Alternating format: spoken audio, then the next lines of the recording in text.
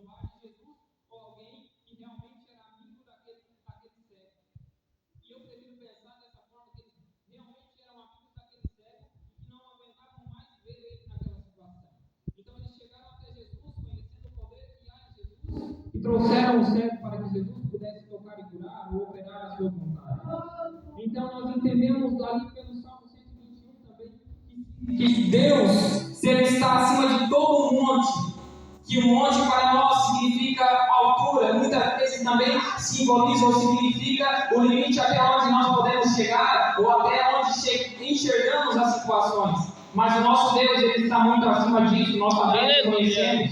Ele está muito acima daquele céu que nós, se formos lá na rua, olharmos agora, nós enxergamos. Ele está muito além daquilo porque Ele criou todas as coisas. Então nós entendemos que o limite para nós é onde muitas vezes, na maioria, não todas, mas na maioria, onde Deus começa a agir.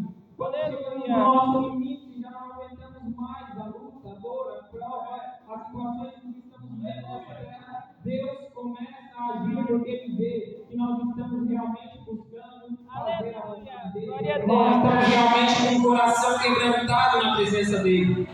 Quero falar sobre também alguns capítulos aqui do livro de Marcos, começando pelo capítulo de número 5. Tudo que eu falar aqui, talvez todos os irmãos aqui conheçam mais e melhor do que eu.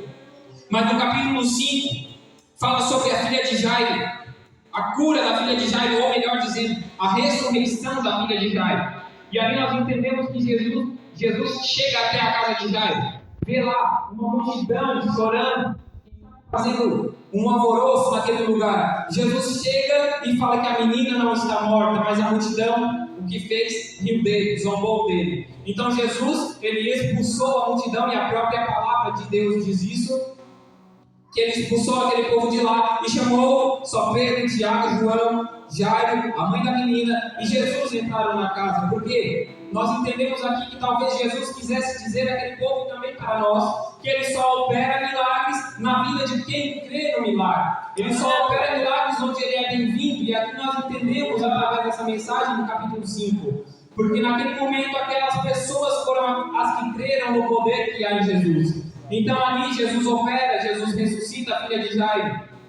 E ali o nome dele é glorificado. No capítulo 6, na continuação, já bem no começo do capítulo 6, Jesus sai, quem sabe dali da casa de Jairo, já passa para a cidade ou para o povo de Nazaré, que era o seu próprio povo. E Jesus vê ali um povo que era o povo dele, não crer na vontade dele, não crer nas coisas que ele fazia. Como quem diz, hoje nos nossos dias, não me comparando a Jesus jamais, mas como quem diz hoje, tu vai lá andar, tu vai ser amigo do irmão Gilberto, aquele que outra hora ele estava bebendo, estava em festa, estava fazendo aquilo que não agrada ao Senhor e hoje está lá se pagando de santo.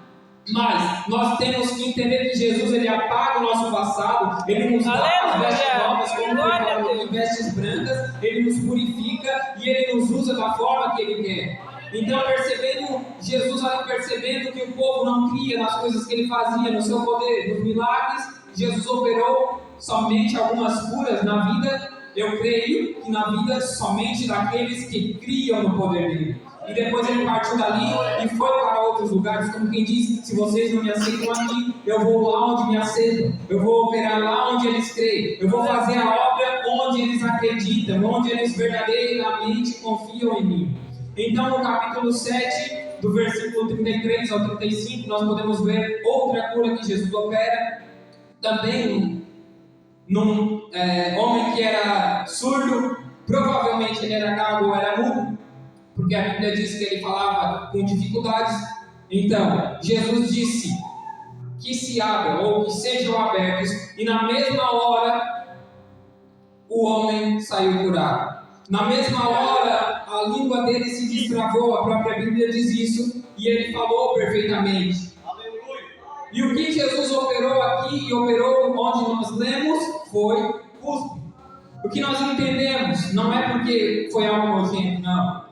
É porque talvez naquele momento Jesus precisava usar aquilo para mostrar que o que sai da boca dele nos cura.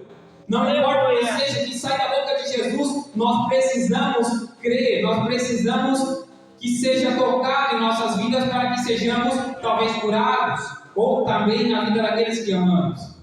Então aqui no capítulo de número 8, nós podemos perceber pelo menos 2 detalhes onde foi lido. O primeiro detalhe é que trouxeram o homem até Jesus e pediram que tocasse nele, que Jesus tocasse nele. Então, talvez a fé nem foi daquele homem no momento, foi dos outros homens. Como eu disse, eu prefiro acreditar que eles eram amigos daquele homem. A Bíblia não relata isso, a Bíblia só fala que levaram o cego até Jesus. Mas Jesus, para curar, para operar o milagre na vida daquele cego, teve que tirar ele do lugar onde ele estava. O que nós entendemos com isso também é que às vezes nós precisamos sair do lugar onde nós estamos, parar de frequentar lugares onde Jesus não é bem-vindo, para que Ele comece a operar a sua vontade em nossa vida. Nós entendemos que agora que nós somos nova criatura, como eu já falei, nós precisamos também demonstrar uma mudança real de vida, a qual somente o Senhor Jesus opera em nós. Eu posso tentar ser o melhor homem daqui da terra, qualquer um pode, todas as mulheres também, fazendo bem, doando aos pobres, fazendo todo tipo de bondade, mas se não formos transformados pelo poder que há na graça salvadora de Jesus, de nada nos adianta, porque nós entendemos que não chegaremos até o céu ao qual almejamos. E se hoje nós cremos nesse Jesus, que operou milagres na vida desses homens, porque também não cremos muitas vezes naquilo que Ele pode fazer em nossas vidas. Parece que muitas vezes nós duvidamos do poder dele, e assim eu entendo que, por certo, talvez de alguma forma, no primeiro momento, foi assim com esse homem. Porque Jesus, ele curou esse homem, como eu falei, em 2 partes. A primeira vez, o homem viu e teve uma visão embaçada. E Jesus precisou novamente tocar na vida dele.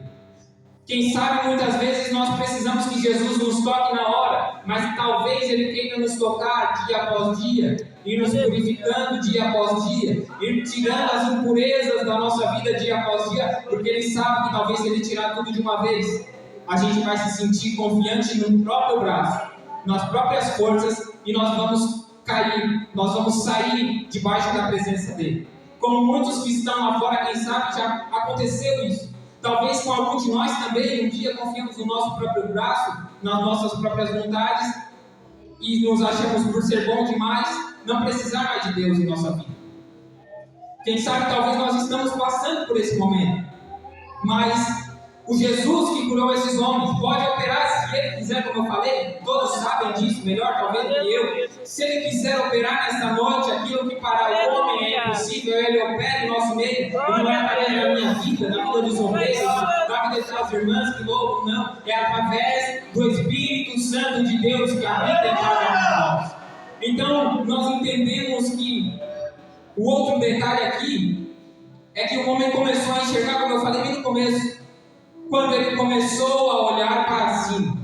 Ele começou a enxergar bem, enxergou perfeitamente, porque ele começou a olhar para cima. Talvez no primeiro momento ele quis limitar o agir de Deus.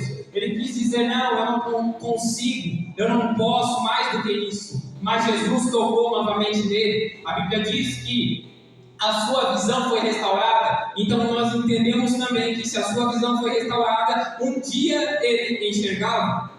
Se um dia ele enxergava e agora não enxergava, deixou de enxergar por um tempo, significa que em algum momento, trazendo agora para o lado espiritual, na sua caminhada, ele se perdeu, ele tirou o foco daquilo que realmente interessava. Ele perdeu a visão daquilo que realmente importava. E muitas vezes, quem sabe, nós também não passamos por isso. Ficamos cegos espiritualmente porque deixamos de olhar para aquilo que realmente interessa, que é o reino de Deus. E começamos a olhar para as coisas materiais. Quem sabe, deixamos de ter a visão do céu. E creio que talvez alguém aqui tenha visão, dons espirituais. Isso é um dom espiritual. Ver anjos, ver até mesmo o maligno e expulsar em nome de Jesus. Mas ver o reino de Deus não é simplesmente ter essa visão espiritual, esse dom. Ver o reino de Deus é enxergar que se nós partirmos agora, nós vamos nos encontrar com o próprio Senhor Jesus Cristo.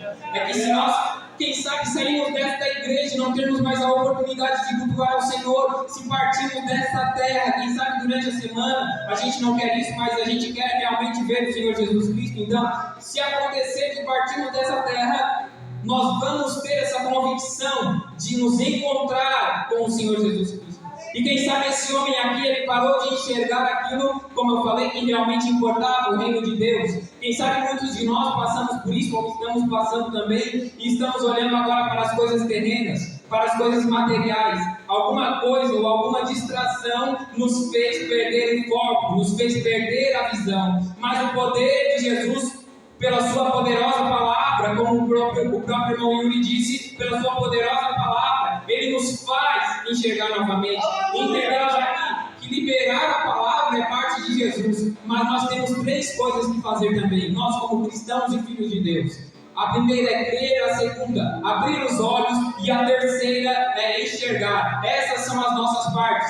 Talvez a gente até crê, mas não conseguimos mais abrir os olhos. Talvez a gente até chegue nessa parte de abrir os olhos, mas não conseguimos mais enxergar. Mas se nós conseguirmos crer, abrir os olhos e enxergar, o Senhor Jesus Cristo tem coisas maravilhosas para nós preparadas, a qual nós sabemos que Ele nos prometeu em João, capítulo de número 14, versículo 6.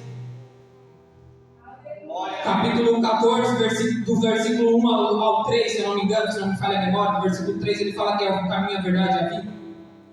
Então, nós entendemos que Jesus ele vai nos curar, mas nós precisamos também fazer a nossa parte. O que é a nossa parte? Deixar de frequentar alguns lugares, como eu também já falei antes, deixar de estar em alguns ambientes onde a gente sabe que Jesus não é bem-vindo ali, deixar de estar com algumas amizades, algumas pessoas que muitas vezes não vão falar coisas boas, e aquilo talvez por nós sermos amigos, sermos familiares dele, vai entrar no nosso coração, a gente vai se virar, a gente vai talvez até mesmo pecar, e também abandonar algumas atitudes e alguns pensamentos que nos fazem perder a visão daquilo que realmente importa. E o que é que realmente importa na nossa vida? Nós como cristãos hoje, o que importa? Eu já falei, o reino de Deus, porque em Mateus capítulo de número 6, versículo 33 fala: buscai primeiro o reino de Deus e a sua justiça, e as demais coisas lhe serão acrescentadas. Aleluia. Então, o que nós devemos fazer como igreja do Senhor, como a noiva de Cristo, como já foi louvado, estamos preparados para a volta do Senhor, estamos ansiosos por esta vinda, porque bem sabemos, conhecemos, entendemos e vivemos também dias maus e estão indo de mal a pior, e nós sabemos que isso é biblicamente profético, e se precisa acontecer para que se cumpra também a volta do Senhor Jesus. Aleluia. Então o que nós temos que fazer é confiar em tudo aquilo que sai da boca do Senhor Jesus. Aleluia.